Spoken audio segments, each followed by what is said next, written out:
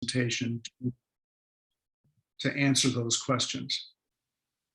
We'll also be spotlighting speakers. You can go to view in the upper right-hand corner of your screen and click gallery, and that way you'll be able to see down the side or across the bottom, however your screen is organized, who else is in the room today. A reminder that, as we just heard, we'll be recording today's program so that you'll have access to the conversation later. This is one of our regular monthly meetings, and last month, if you were able to be with us, you recall that we had three professional storytellers with us. We had Carrie Hannon, Rich Eisenberg, and Chris Farrell. Their business is to tell stories. And one of the ways that we said that we could work with them is to share the identities of people whose stories might be of interest to them. But we don't have to rely on the professionals to tell stories. In fact, we can tell our own stories and we can do a good job of it. Unfortunately, not all of us do it as consistently and as well as we should. So we've invited Andy Goodman to join us today, who is sort of the guru of storytelling for good causes. And we're delighted to have him with us. Andy is the co-founder and director of the Goodman Center. He is the author of Storytelling as Best Practice, also of Why Bad Ads Happen to Good Causes and Why Bad Presentations Happen to Good Causes. He publishes a monthly journal called Free Range Thinking, in which he shares best practices in the field of public interest communications. And if you haven't signed up for that, you're missing something of real value. So I encourage you to check that out, as well as his other publications available on his website, thegoodmancenter.com. Andy is internationally known for his speeches and workshops on storytelling, and has led over 500 trainings for clients, including CARE, the Nature Conservancy, Boys and Girls Club, the San Diego Zoo, MIT, Princeton, the Bill and Melinda Gates Foundation, the Robert Wood Johnson Foundation, and many others, including now the Encore Network. And I'm sure the Encore Network will be at the head of the list once he revises it. Andy has also worked extensively with Encore.org, including with Purpose Prize winners and the Gen to Gen Innovation Fellows. And many of us know Andy from his role as MC of Encore Summits over the years. Andy started his career as a professional storyteller. He was a screenwriter in Hollywood before shifting his prodigious skills to helping good causes tell better stories. He still lives and works in LA, and we extend now a warm welcome to Andy to our webinar today. Thank you, Doug. And thank you everyone for joining us today, and greetings from Los Angeles. Let me share my screen and get set up. So give me a second to do that, if you don't mind.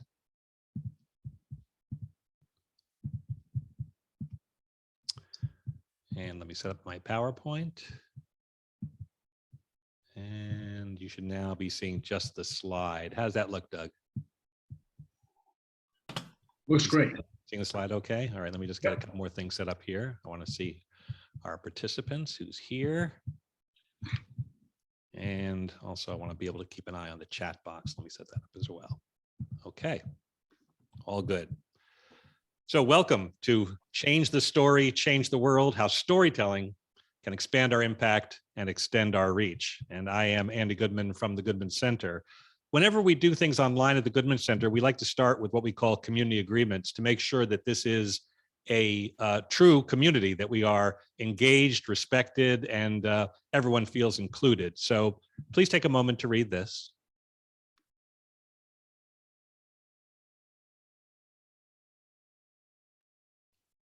If you don't like to be called on, we don't call on people to embarrass them or catch them off guard. We just like to have a conversation. So sometimes we throw out questions, ask people to join the conversation.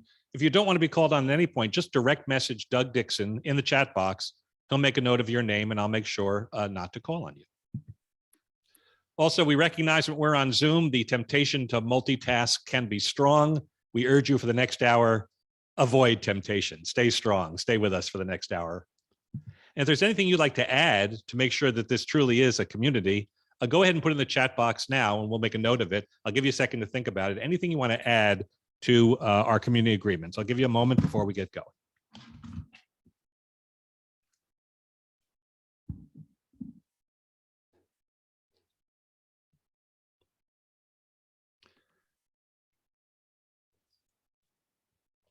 All right, well, seeing no additions, I'm going to assume that we are in agreement. And so let me tell you what we're going to do in the time we have together today. We're really going to do three things in a very fast hour. First, I want to talk about why I believe storytelling is not just a powerful form of communication, but your most powerful form. I believe of all the tools you have to communicate with audiences you want to reach, stories are your most powerful tool. And I wish I could show you all the research I've seen over the years. It's compelling. We don't have time. So I've just picked one campaign, which I think says the most important thing about storytelling. And I'm going to share that with you shortly. After that, we're going to talk a little bit about what makes a good story. I think intuitively you have a sense of that. But in our work studying storytelling, we found that good stories need to answer 6 questions in the audience's mind. And if they don't, they leave any of those questions unanswered, you have a chance for people to disengage or not completely get it. So what are the 6 questions that all good stories must answer? We will cover that. And then lastly, and maybe most importantly, we'll talk about how you can put stories to use in your work as you spread the message about Encore and Encore careers and the Encore life. How can you use stories? What are all the different ways you can use stories and put them out there in the world? And as Doug said, at any point, if you have a question or comment, here's the easy way to do it. Just put a Q or a C in the chat box, and we'll note it, and we will ask you to then ask your question, to unmute and ask your question or comment. Or if you prefer, you can write the entire question in the chat box, and we'll do it that way. We will stop periodically to take questions and comments, but don't wait. If at any point something occurs to you, just go ahead and put in the chat box. Let's make this as much of a conversation as we can, okay? So let's dive in and let's talk about why storytelling is your most powerful form of communication. And here's what I think is the most important argument there is. Stories can change the way we think and behave, unlike any other form of communication. So take a look at this. This is your brain, my brain, all of our brains. You see that little dot there? Let me zoom in on that so you can see that clearly. Inside your brain right now are literally thousands of stories about the way the world works. Some of these stories are things that you've experienced directly, your life. Some are from books you've read, TV shows, movies, plays. Some are things that people have told you. But literally thousands of stories in your brain right now. And every time you encounter a new person, place, circumstance, whether you know it or not, subconsciously, your brain is dialing up the right story that says, all right, have we been here before? Is this familiar? How do I proceed? And if it finds a story that matches and says, this is safe, green lights, full speed ahead, then that's what you do. Or if it finds a story that, red lights are flashing, red flags, warning, then you hold back. Or if it finds no story at all, then you say, okay, I've really never encountered this before, let's proceed cautiously. So really, if you want to change the way people think and behave, it often starts by changing the story in their head that they go to that tells them, this is what I do next. And let me show you a classic example of that comes from the field of organ donation. Now, here in the US, if you want to donate your organs, it's pretty simple. Most states, you can just check a box on a DMV registration, right? And most people will do that. I believe in the US right now, I think 56% of potential donors check that box and say, yes, count me in. But that means that a lot don't. 44% say, no, not for me. So here's a question for you, and I'd like you to answer in the chat box. Give me your thoughts. The people who say no, sorry, I'm not going to donate my organs. I don't think they're mean or necessarily selfish people, but they got a story in their brain that comes up that says to them, no, organ donation is not right for me. So you tell me, What are the stories against organ donation? What do you think comes up in people's minds that says, no, I'm not going to do it? Go ahead and put your answer in the chat box, and don't be afraid to guess, because I don't think you're going to be right. Most people get this right off the bat. What do you think? Why do people say that? Fear, absolutely. Organs are wasted. I have pre-existing conditions. These are all good. Desecration, religious objections, religious teachings. Yes. John, you have it there. They won't try as hard to save me. Number one answer. People actually believe that. Rick's asked, are we somehow conflating stories with reasons? You know, in a sense, that's where reasons come from. The reasons that we do things are because of stories in our head that tell us this is what happened to me, or this is what I heard, therefore, etc. Let me show you the top four. You guys got most of them. Number one, doctors won't work as hard to save me. People actually believe this. It's like, I'm in a car accident. The emergency, the ambulance comes to get me. The EMS workers see that, oh, he's an organ donor. You know, take the long way. You know, we need the kidneys. Religious beliefs. The world's largest religions all endorse organ donation. They do. But a lot of people think, oh no, you know, when I go to the pearly gates and meet St. Peter, I got to be all there. I certainly can't donate my eyes. How would I see him? I'm too old to donate. You know, my organs are worn out. Who's going to want these? You can be as old as 80 in most cases. And then my personal favorite, rich and famous people will jump the line. That, you know, my organs, if I donate, will not go to the next deserving person down the line. That, you know, a famous person will jump the line and my liver will go to a Kardashian. You know, that type of thing. Now, none of these are true. None of these are true. But people believe this. And so it leads to this situation. This is information from Donate Life America. Look at this. Right now in America, about 120,000 people are waiting for an organ. The need so far exceeds the supply that, look at that number in the middle. 22 people die every day waiting for an organ that's never coming. That's 22 tragedies a day. But here's the problem. Those people who say no, who give you those other explanations or reasons, if you go to them with this data, say, look at this, 22 people die every day, won't you please give? They'll say, oh gosh, that's 22 people, that's a shame. I'm so sorry to hear it. But doctors won't work as hard to save me, religious beliefs, Kardashian, they're sticking with their story. The only way you're going to change their mind is to give them a more powerful story, a more resonant story that allows them to behave differently. And this was done, and done brilliantly, in a campaign in Brazil a few years ago, in the city in that red square box there, pronounced in Portuguese, Recife. Now, whether you've never been to Recife or Brazil or South America, or if you've never been, I'll bet you still know or can guess that in Recife, in Brazil, in South America, everyone is crazy for the same thing. Just obsessed with one thing. It's like a continental religion. One word, what is it? Put your guess in the chat box. Something that everyone there, really all over the world, loves. Rebecca's got it, soccer, or what they call, thank you, Susie, football. In Recife, the local team is called Sport Club do Recife. You see that lion with the 3 stars? That's their logo. It's everywhere in town. People love this team. People would die for this team. Wait a second. There's a thought. If people would die for the team, would they donate their organs for the team? Well, believe it or not, this was the genesis of a campaign where they went to the fans of the team specifically and said, if you truly love this team, go all the way and sign up for an organ donor card emblazoned with the logo of the team, so that if anything happens to you, your organs will be donated on behalf of the team. But here's the new narrative, the new story that they spun to really sell this campaign. They said, you're a fan of this team, you truly love this team. Well, if something happens to you and you donate your organs, your fandom will live on forever. You will become an immortal fan. That was the name of the campaign, Immortal Fans. And you might smile or chuckle or think, well, that's silly. That's kind of dumb.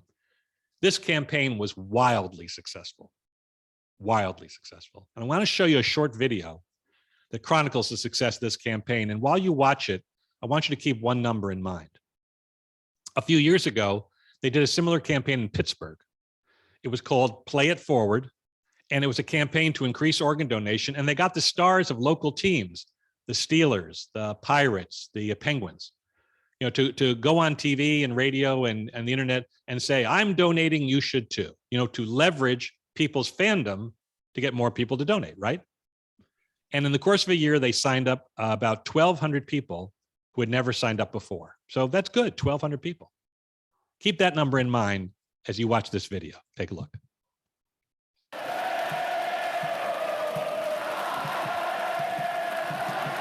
Amar, não tem comparação, torcida, não tem. O resto é resto, o esporte é tudo. Primeiro Deus, segundo esporte, terceiro a família e quarto é trabalho.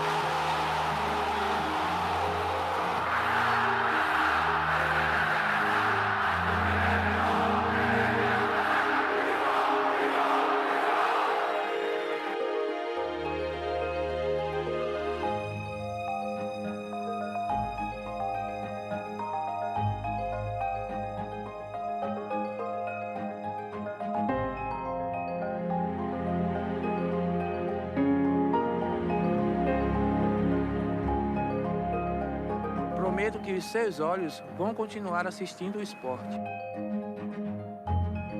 Que os seus pulmões continuarão respirando pelo esporte. Prometo que o seu coração sempre baterá pelo esporte.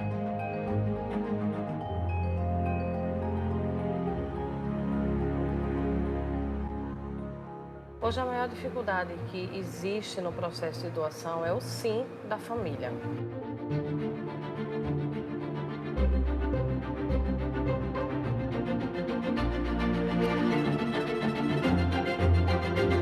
Eu sou rubro-negra até depois de morrer, irmão.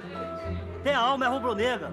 Ainda mais se quando eu doar meus órgãos, meu pulmão for pro cara do Náutico, torcedor do Náutico, ele vai respirar o esporte. A campanha atingiu números impressionantes. 51 mil torcedores se declararam doadores, uma quantidade superior à capacidade da Ilha do Retiro.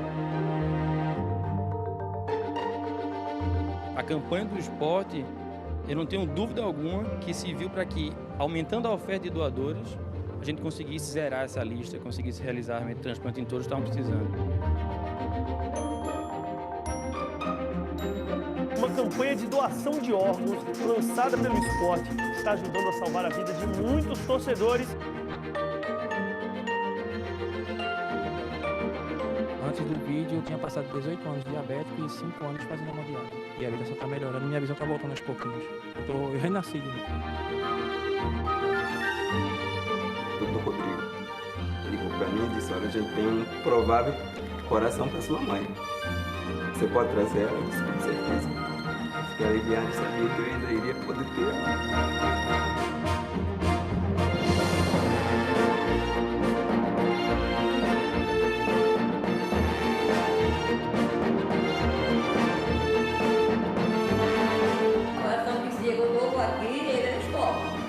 Vamos continuar fazendo o esporte e vamos aí, torcida do esporte, vamos doar. Vamos tomar essa corrente, né? Não vamos mais parar.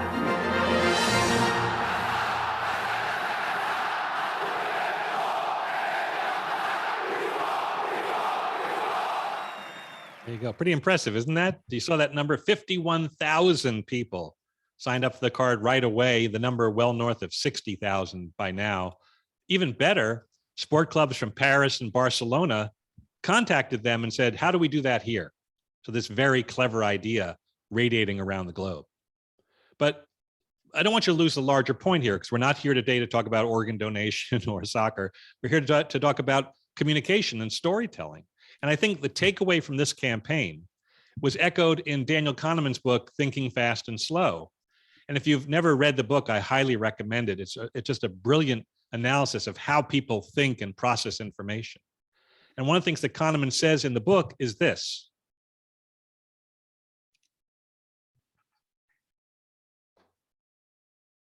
And please read that closely, because what he's not saying that numbers don't matter.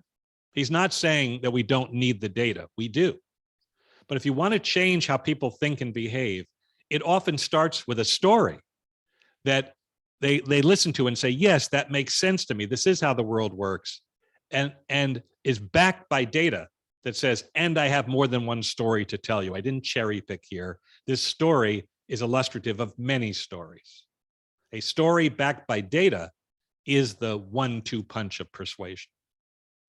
So let me bring that home for you, because think about the people that you're trying to reach in your work, whether you are an individual or representing an organization.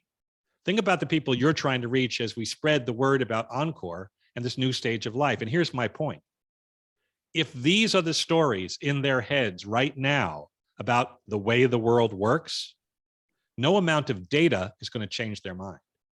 You have to give them a more powerful story, a more resonant story. The way I like to say it is, if you're in the business of changing the world for the better, and I do believe that's everyone on this call today, if you're in the business of changing the world for the better, you are often first in the business of changing the stories in people's heads about the way the world works. So that's point number one about why storytelling is so powerful. And I just want to stop there. If there's any questions or comments on that, want to push back, put a Q or a C in the chat box. I'll call on you, and then we'll move on to our next portion. All with me so far? All right. So let's go to point number 2, which is, what are the 6 questions that a story, that all good stories must answer? And for this, I think the best way to teach this is through example. I like to watch a good story or hear a good story, and then on the other side, sort of, deconstruct what did they do, So let's do that together. And the story I want to share with you now is a 3.5-minute video called Reunion. This is a story set in India and Pakistan. It's actually told in the language, I think it's Urdu, but there are subtitles, because if your Urdu is a little rusty, you've got subtitles. We collect stories from all over the world. This is one of my favorites. And I'll tell you straight up, it's a commercial for Google. That's what it is. But it's such good storytelling that even though it's for a corporate or a commercial enterprise, I think anybody who wants to tell a good story could learn from it. So let's watch Reunion, and then we will reverse engineer it on the other side. And I'll call on one of you for some help. Here's Reunion.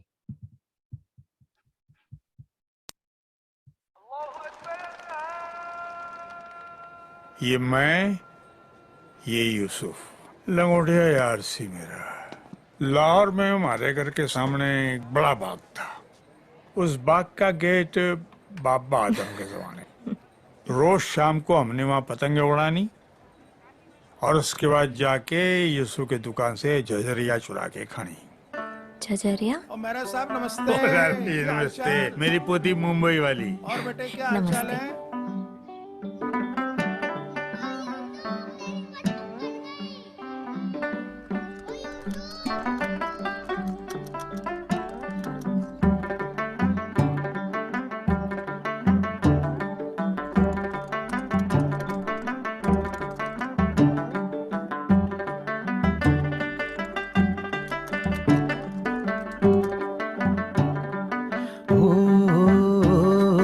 बचपने की तंग गली फिर से कूदे फांदे, छोटी छोटी मीठी चोरी गांठ लेके बांधे।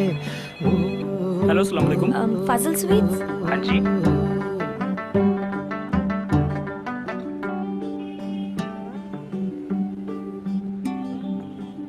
दादाजान, दिल्ली से किसी की कॉल है। Hello, Yusuf uncle? कौन? जी मैं सुमन बोल रही हूँ दिल्ली से, आपके बचपन के दोस्त बलदेव जी की पोती।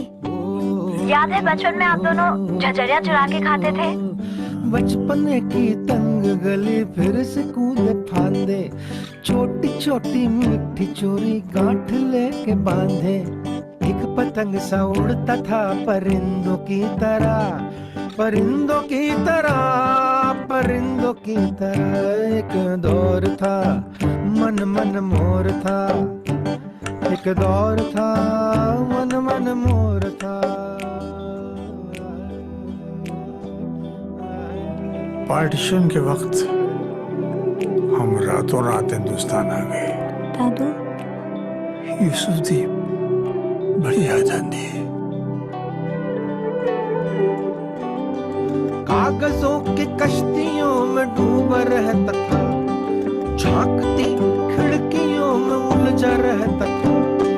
वो भी क्या दौर था, मन पे न जोर था। एक दौर था, मन मन मोर था। एक दौर था, मन मन मोर था।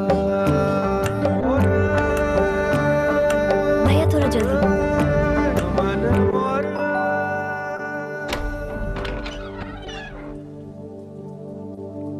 हाँ जी,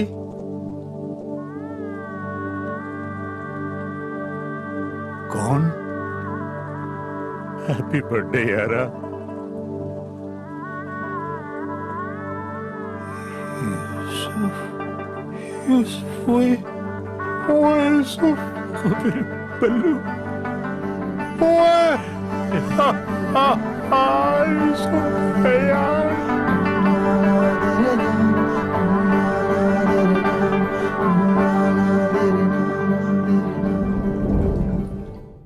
There you go.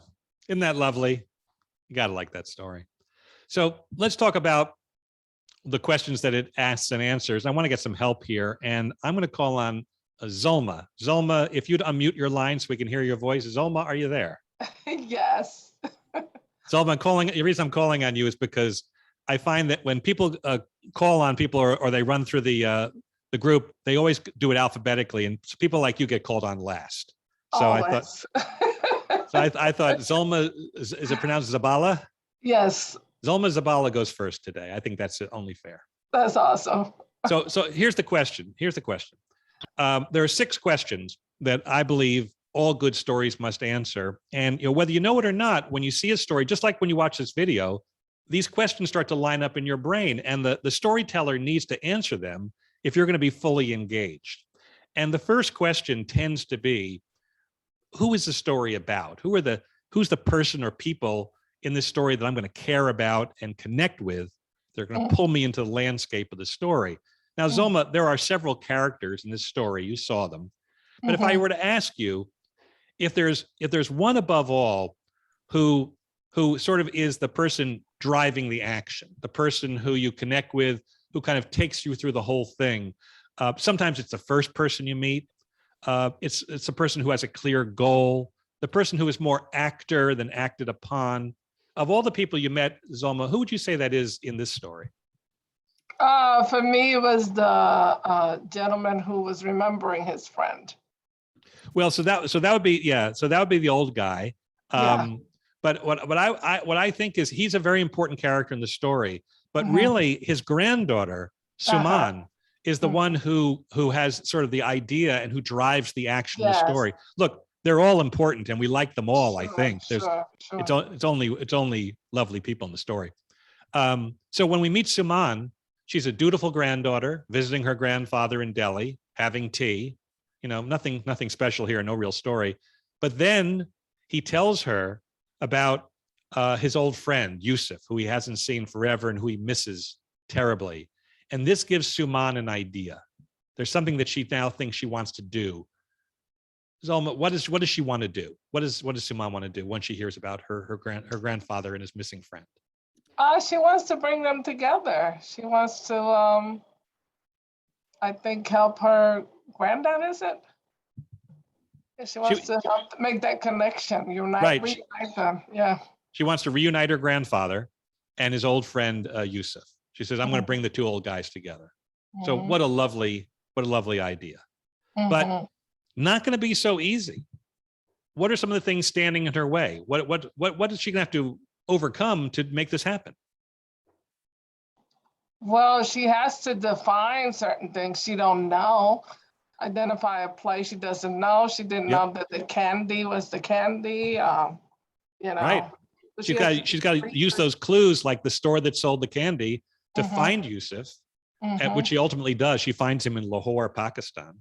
And once she finds him there, she's got to bring him to India. So that's difficult. A lot of stuff there to accomplish. And yet she manages to solve all of it. How does she solve all these problems, Zulma? She uses Google. Yeah, of course, right. She waves the magic wand called Google, and all problems are solved. And in the end, what happens first? They get united. And what happens and what does it mean? It's complete. They get a reunion. The reunion is accomplished, and what is the ultimate message of the story? Remember, it's a commercial. Use Google. Exactly. Reunion accomplished. Google is awesome. That's right. It's all right there. So look, thank you, Zelma. Thank you for your help. You're welcome. So look, Rick has a very good sort of quick summary in the chat box. You see that. That's the sort of the fast way of saying it. But these 6 questions are not random.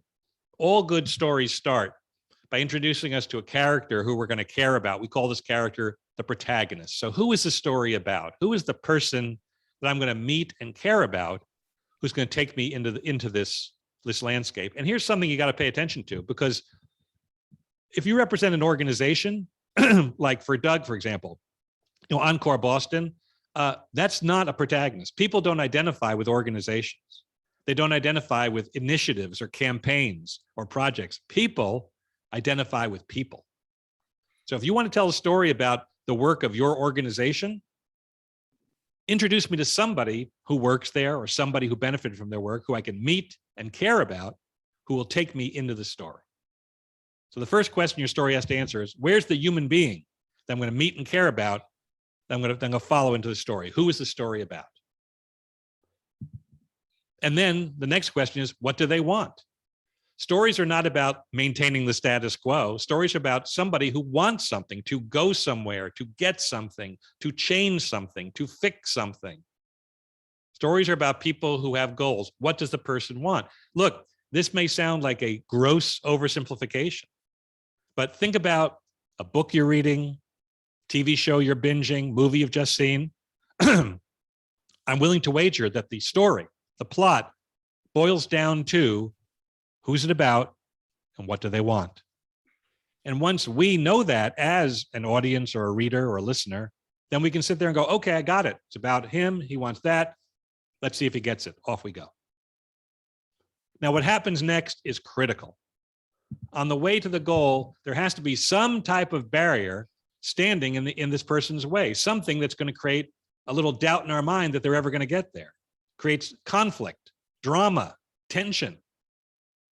Without it, there is no story. If your story boils down to, there's this thing I wanted, I went to get it, I got it, it's mine, good for you, nobody cares. It's just not interesting. What's interesting are the things that stand in your way, the obstacles, the wrong turns, the moments of doubt, the moments where the audience has to lean in and say, oh, didn't see that coming. So then what happened? This isn't just me talking. Let me bring in another authority. Screenwriter, playwright, TV writer, Aaron Sorkin. Look at what he says.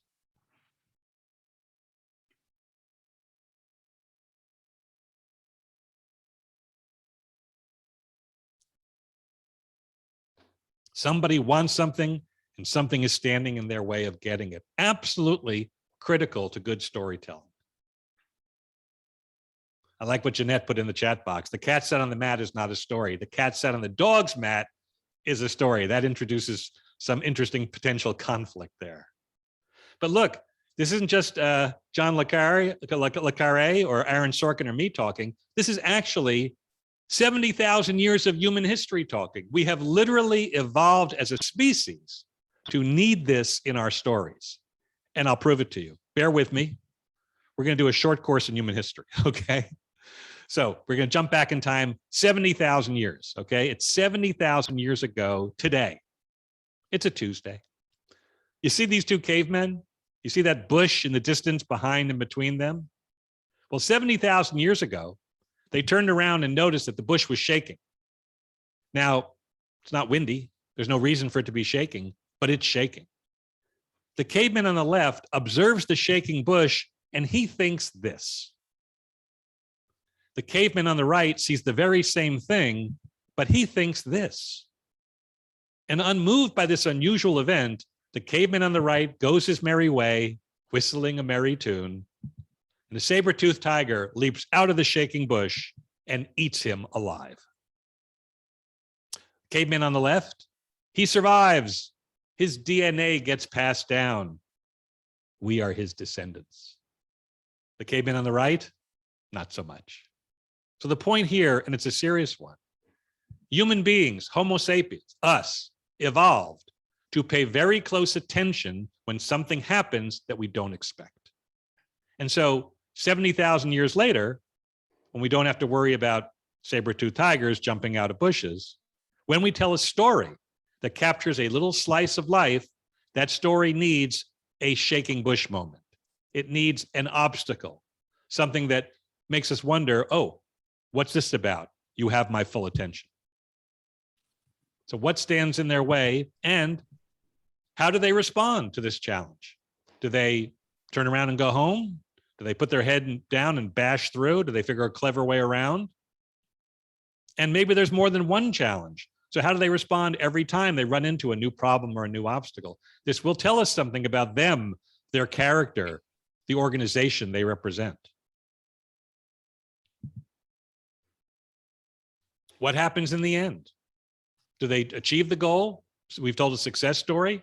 Or does something else happen that we didn't expect, but whatever happened, there's a clear resolution, something telling us, oh, so that's how it turned out. Curtain can close, we can all go home.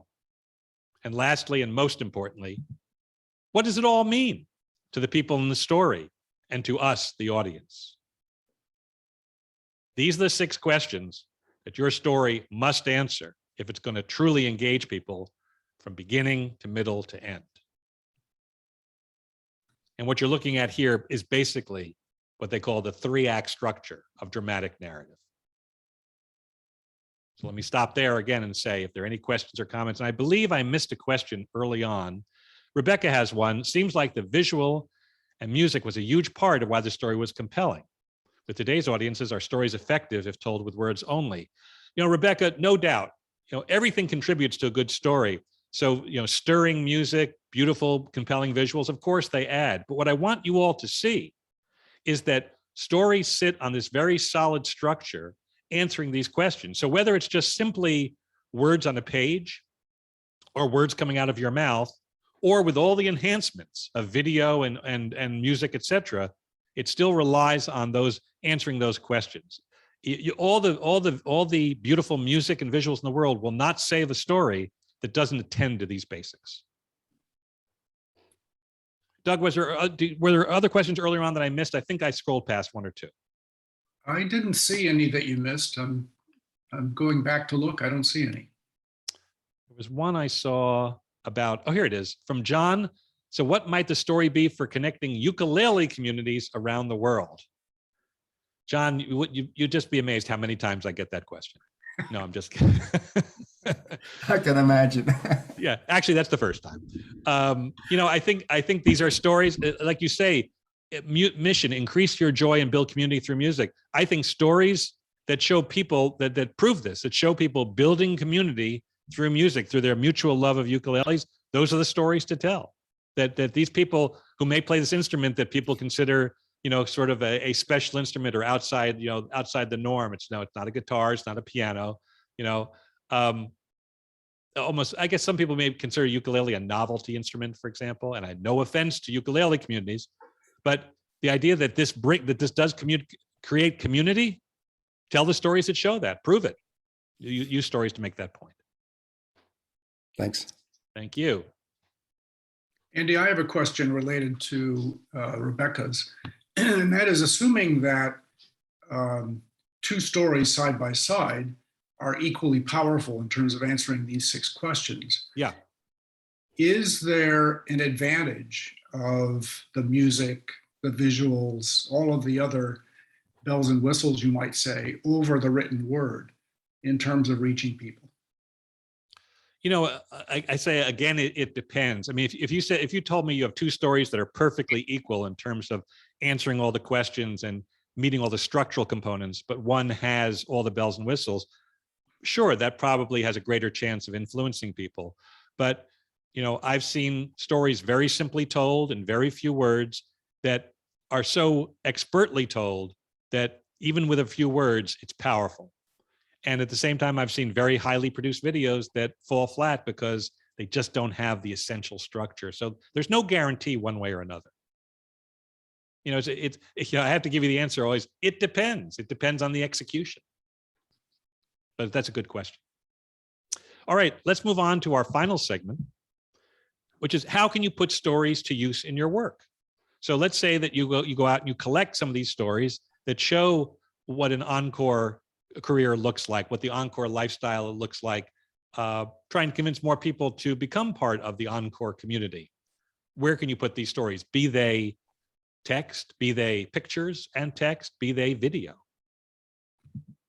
Well, certainly one of the obvious places to put it is on your website. If you're an organization with a website like Encore Boston Network, that's a great place to put stories. This may be your most public facing form of communication, the first place that people find out about you and learn about what you do. And if you look at the Encore Boston Network, they're very good at this. On the website, you'll see plenty of stories, not hard to find.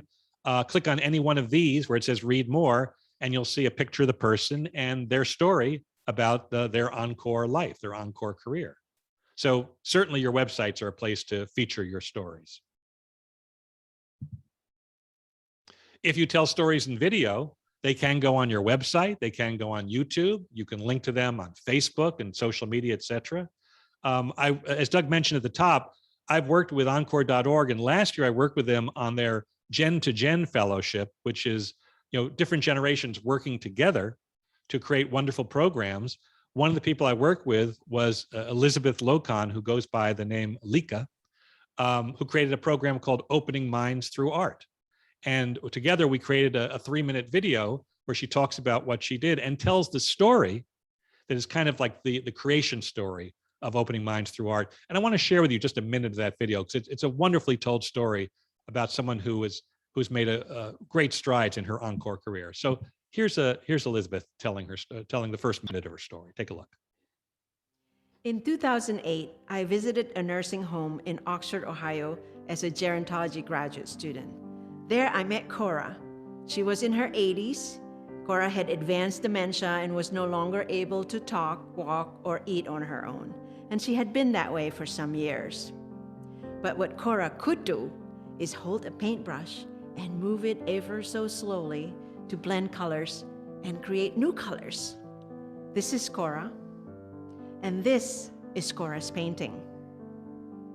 All conversations with Cora were one-sided, me talking to her, but I'll never forget when one day I was kneeling next to her wheelchair, talking to her about a painting, when she slowly raised her hand and touched my head.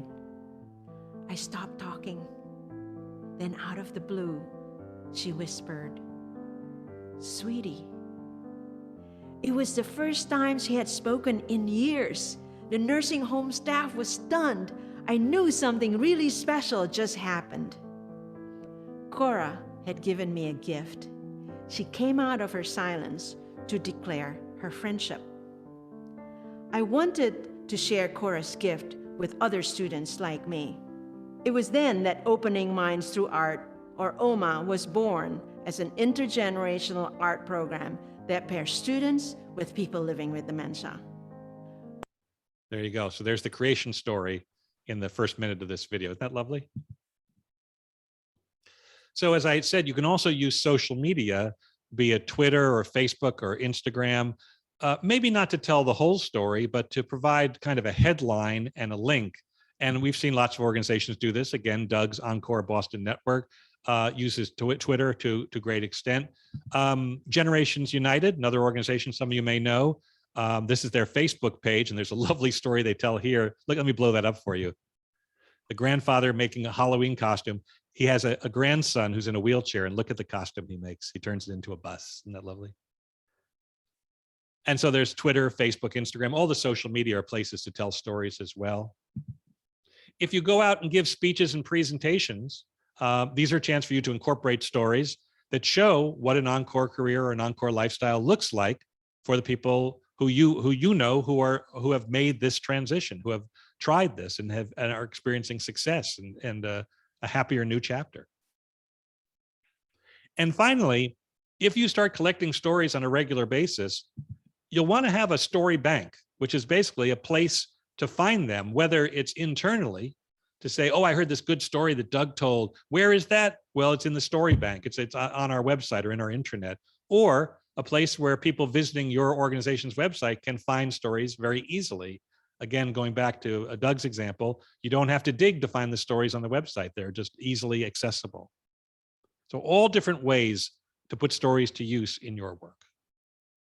So I want to stop once more for any questions or comments. And then I have a little bit of housekeeping and one last thought to share with you before I turn it back to Doug. Any questions or comments about anything we've talked about today, whether it be the power of storytelling, the 6 questions stories must answer, or all the different ways you can use stories. I see that Noreen has posted Elizabeth's, I guess, is that the full video? Oh, no, it's a podcast. That's her on a podcast. Very good. Thank you, Noreen. While you're thinking about questions, if you have found today interesting and want to go deeper into storytelling, we have a special offer for you. In January, we have a 4-week course called Storytelling Tapping the Power of Narrative. It's 4 weeks, 1 hour a week, over 4 successive weeks. The 1 hour a week is we're together online, teaching and going deeper into the craft of storytelling. And in between classes, there's homework assignments where you will gradually build and develop a story. So by the time this class is over, you have at least one good story to tell and go out there. This class will only be open to Encore Network members. And if you're interested, you can register through Encore Boston Network. If you go to their website, there will be a registration page. If it's not up already, it'll be up soon. You can sign up for the class. This class is normally $500 per student, but we're happy to provide a discount to $400 per student for any Encore Network members. So please check their website, if not starting today, starting soon, if you'd like to join us in January for this 4-week course. Some free things. Because we're doing so much work together online, meetings, trainings, presentations, it's all happening on Zoom these days, right? We did a report to study what works and what doesn't. We surveyed over 4,400 people, just like you, people at nonprofits, foundations, colleges, universities, government agencies. And we said, tell us what works and what doesn't in this way that we're meeting now. So we put together this report called Unmuted, people telling us the truth. And if you go to the goodmancenter.com to the resources section, you can download this report for free. Data-driven recommendations to do this kind of thing better. As Doug mentioned earlier, we also have 2 free books, Why Bad Ads Happen to Good Causes, a study of nonprofit print advertising and why, sadly, a lot of it doesn't work, and Why Bad Presentations Happen to Good Causes, why so many good-hearted people get up and give so many mind-numbingly awful PowerPoint presentations and how to avoid that. Both books available for free. And as Doug said, we also have a monthly newsletter called Free Range Thinking, which is only about best practices in communications in the public interest sector. Comes out once a month. Go to our website, the homepage, give us your email address. We'll send this to you once a month, no cost, charge, or obligation, as they say, and we won't do anything else with your email address. And in between newsletters, if I see something particularly timely, I'll tweet about it. So if you want to follow me on Twitter, I tweet under the handle @GoodmanCenter. I do see another question from Jeanette. How do you work with someone who presents you with a counter story that seems to contradict the one you are telling? Yeah, Jeanette, I'm very familiar with that. What I said earlier is the difference, that yes, people can have a counter story that can be very powerful, can be wrong, can be based on fiction, but stories are powerful. So you have to respond with a story, but your story is representative of many stories. If you have the data behind you, then you counter their story with your story and say, and I have more than one story to tell. And you can show the data that backs it up, which often they cannot.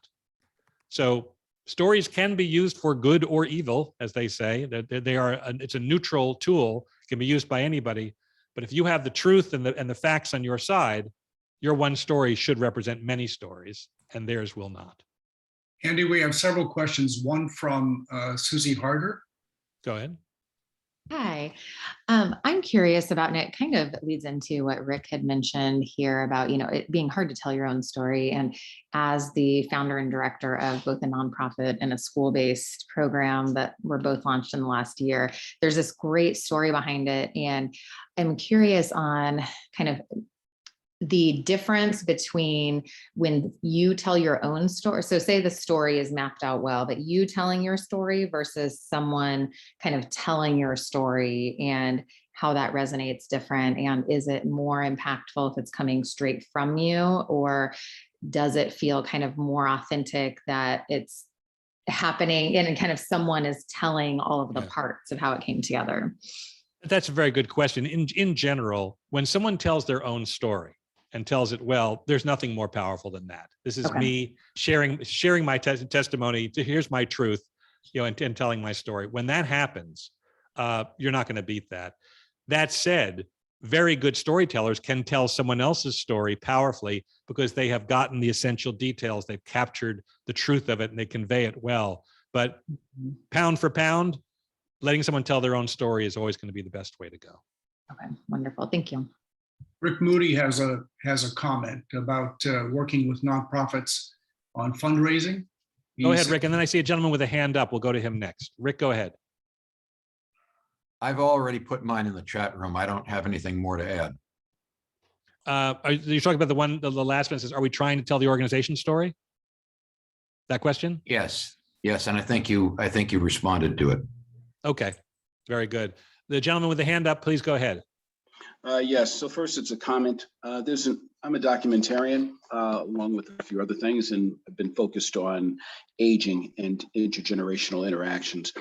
As such, and in that role, I came across and worked and interviewed an organization here in New York, but they are national, called Pearls of Wisdom. And it's a storytelling organization and group, and it's comprised of individuals in over 60. And and it's stories. So it's similar to the Moth insofar as these are your truths, your true stories. But in order to be a pearl of wisdom and actually go out and provide this and actually get paid for it, one actually has to audition, which is a very interesting process involving older adults auditioning, sometimes first timers. And so I was reluctant to share it because I'm not trying to take any steam away from what you're doing, but I wanted to also put it out there that there are these organizations that do exist, and they can either support your endeavors, Andy, or definitely be supported by the efforts of Encore Network. Thank you very much. So if we just Google Pearls of Wisdom, or is it pearlsofwisdom.org? Do you know? I believe it is. It may come up as pearlsofwisdom.org, but if not, the DeRote Center, which is a very world famous senior citizens, that's what they call themselves, center in the Upper West Side here in Manhattan.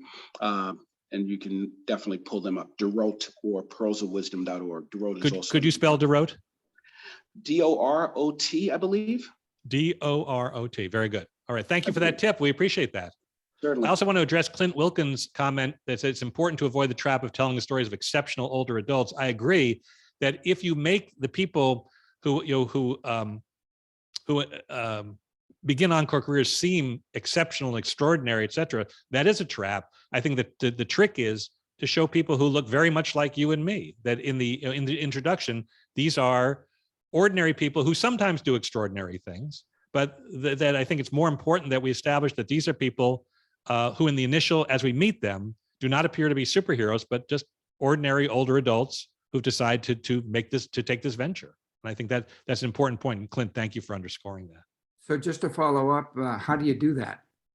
Well, I think in your initial introduction and description of them, you show them, if it's pre-Encore career, you can show them talking about or sort of living a very normal life with all the normal things that we do, and then making this decision to either, to whatever path they've chosen, as opposed to showing them doing something extraordinary right from the start. Meet the person first, who we can like and meet and identify with and say, sure, that's just like me. And then we follow them on their path, which might lead to extraordinary things, but starts in a fairly normal place. Because our time is running out, I just want to leave you with one last thought and then turn it back to Doug, because he has a few things to share with you. And it is this: if you remember nothing else from today, in the long run, if you're trying to connect with people and change the way they think and behave, numbers, data, it's important, but numbers by themselves tend to numb. Look, it's right there in the word. And all that jargon we use from time to time, it just jars. And nobody ever marched on Washington because of a pie chart, I'm pretty sure. Stories are different. Stories by their very nature tend to get stored in our brains. So if you can change the story inside someone's head, you've taken the first step to changing the world for the better.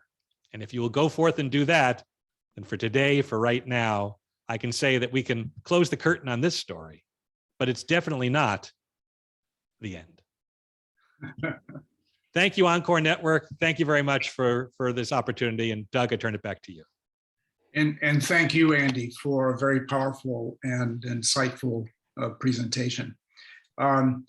Andy noted the publications and the other goodies on his website, so encourage you to go there. And if you're not already receiving his monthly journal, be sure to sign up for that. Andy mentioned that he's offering the 4-session workshop on storytelling. That's a significant discount. It's not inexpensive, but I think you can tell from the presentation today, there's real value there. It's 4 separate sessions, an hour each, and you'll have an opportunity to sign up for that by the end of the week. We'll have that ready to go.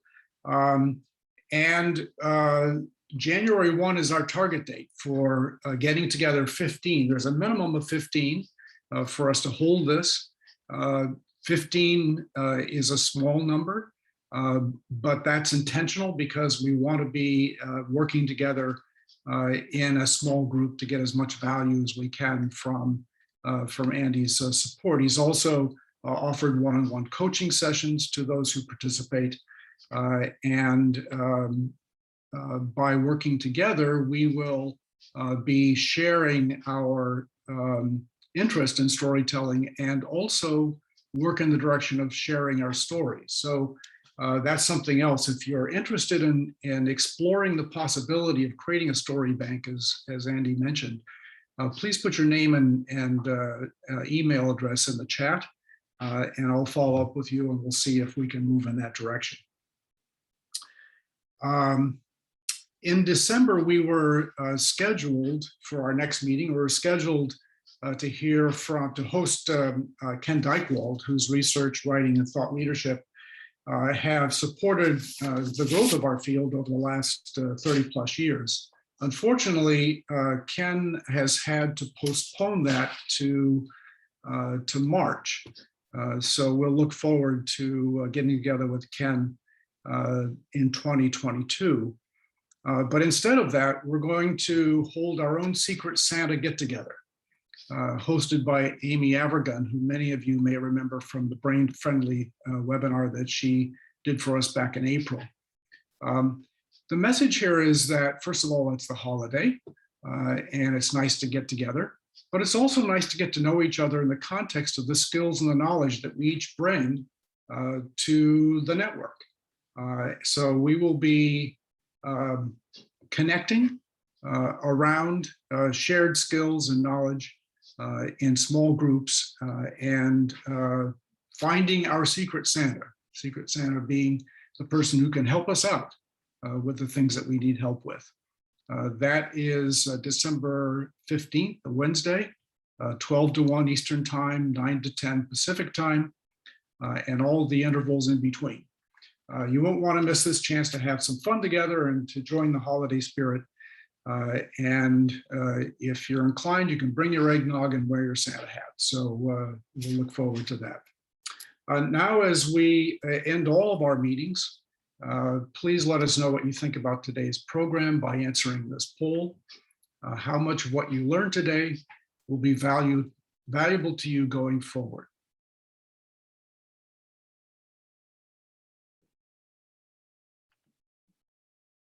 And while you're responding to the poll, I also want to remind you that you can save a copy of the chat. We will be sending out the recording in a few days so that you can see that again. There's lots of good data in there, good information. I know I'll be looking at it again.